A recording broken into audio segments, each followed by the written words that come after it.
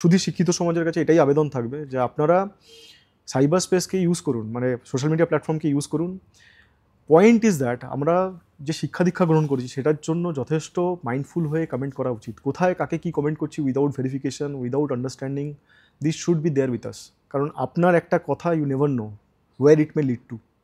সেই জায়গাটাতে দাঁড়িয়ে আমি সবসময় সমস্ত লোকের কাছে যেখানে যেখানে আমি অ্যাওয়ারনেস করতে চাই সবসময় বলি যে social media open platform, of course Indian কনস্টিটিউশনের 19A কে ভীষণভাবে প্রায়োরিটাইজ করে, যেটা আমাদের ফ্রিডম অফ স্পিচ অ্যান্ড এক্সপ্রেশনকে প্রায়োরিটাইজ করে। কিন্তু আমি তথাপি বলবো যে খুব জুডিশিয়ারি এবং মাইন্ডফুলি আমাদের সোশ্যাল মিডিয়াকে ইউজ করা উচিত, এবং যে কোনো কমেন্টস হোক বা যে কোনো ভিউজ হোক সেগুলো দেওয়ার আগে 5 বার 7 বার 10 বার ভাবা উচিত। কারণ it is not only a view about someone, it May create মানে একটা মানুষের জীবনকে চেঞ্জ করে দিতে পারে।